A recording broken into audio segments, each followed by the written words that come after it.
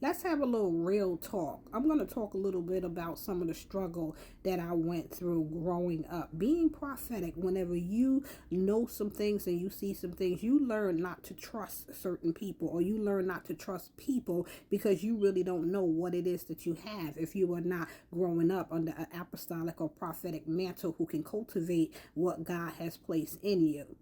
I went through a phase where I really want to encourage people that whenever you see somebody who you know is anointed, you don't understand the anointed, is something different about them. They're crying out to you, they want help, or either you see something on them that they may not see on themselves.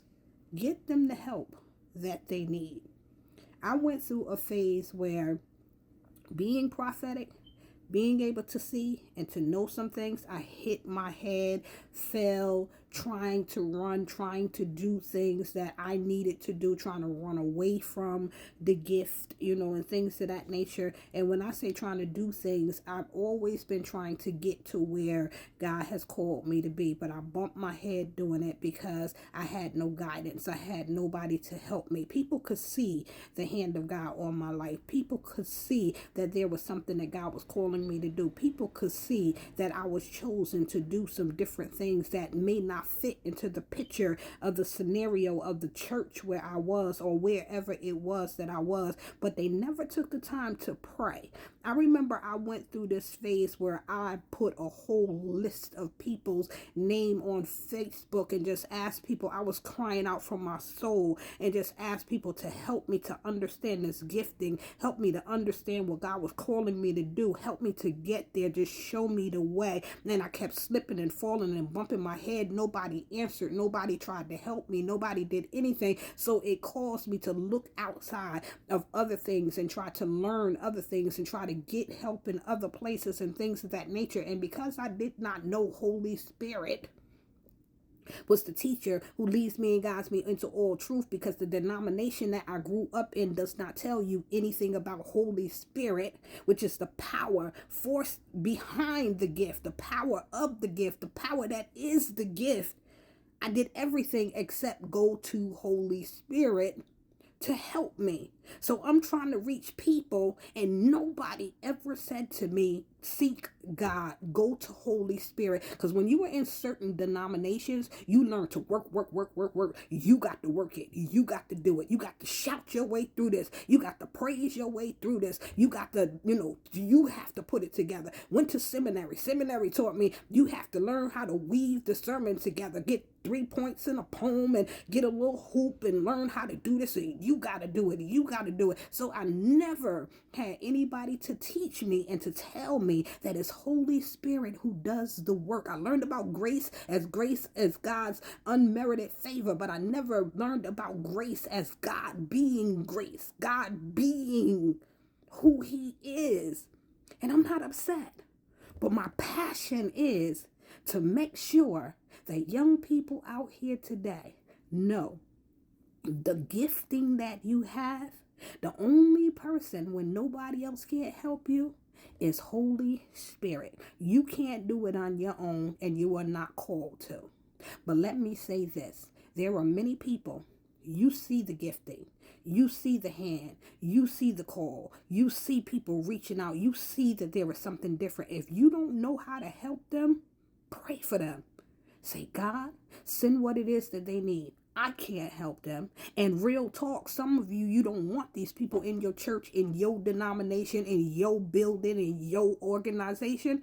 Pray for them. Or either just say, I don't do that here, but I'm going to help you to find out where it is that you need to be, because I don't want that here in my church, so that they can find Jesus's church and get to where he is, so that he can use them to do what it is that he called them to be and to do. Because many of you are going to go through some things too, because what God put in people, you look at it as the person, but you never saw the God in the person. You never saw the purpose of what it is that God was doing to try to shift and prepare and to get that person ready for the call that is on their lives. You didn't want it in your house, but you stopped anybody from being able to get it. But we preach and talk about these Pharisees and things of that nature and how they didn't want it, as Jesus said, and then you stop the children from getting it. It's the same thing you do. So a lot of the stuff that we look at in the world that's going on today is going on in the body, because many of us are halting and hindering and putting things around people's neck and pulling them back and keeping them from the things of God. And God is trying to illustrate and demonstrate and show us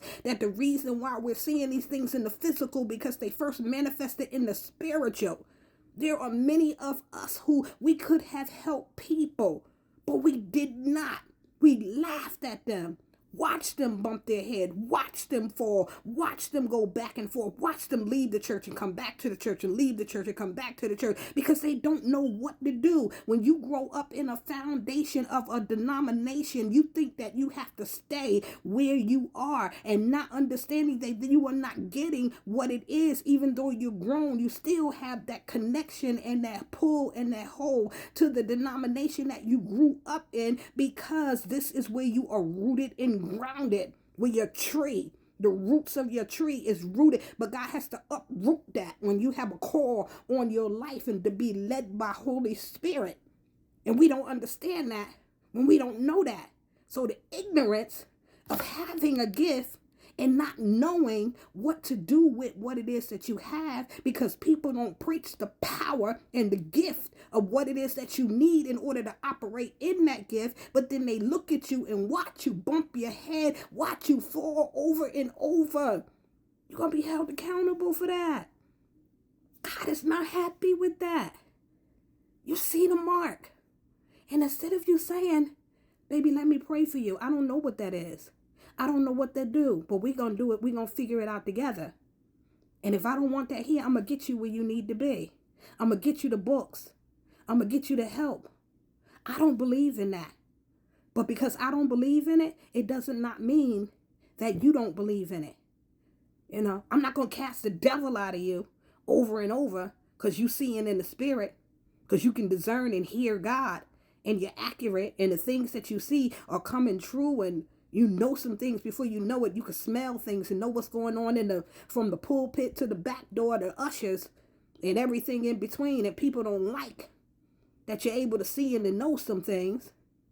So now they're trying to get you before you get them. I'm going to tell your story before you tell mine, and things of that nature. Being vindictive instead of just saying, let me go to God about this person. The leaders, you look out for our souls. You're supposed to help us to get to where God called us to be. Not getting in your little clickety-click-click clan and talk about what you don't think and what you don't believe. And my problem is, people don't go to God. Just go to God. I thank God for everything that I went through. You know why? Because it put me into position to make sure that when I'm in a position to help somebody else or come across somebody else who do not understand, who's going through these things, who have been through these things, I understand. Because when you crying out for help and you're not getting it, and then you have this gifting on top of all of this other dysfunction in your family, generational stuff going on, you are mixed up pot of mess, but you're gifted. Anointed, chosen. Get to God. Get to God. Read that word. Depend on Holy Spirit. I didn't have nobody to tell me this.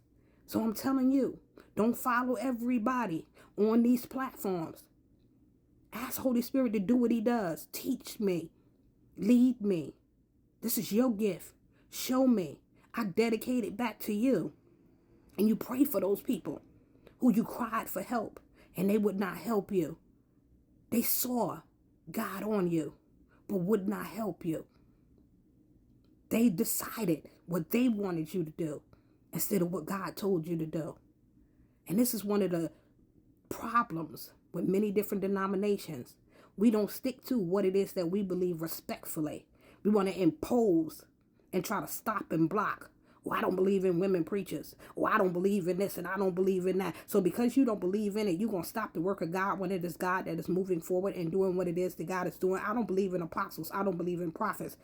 So you don't believe in it, but you're going to stop God when the Holy Spirit is the prophet, is the apostle working through the person. How you going to stop God's work? Pray for people. Get them to Jesus and get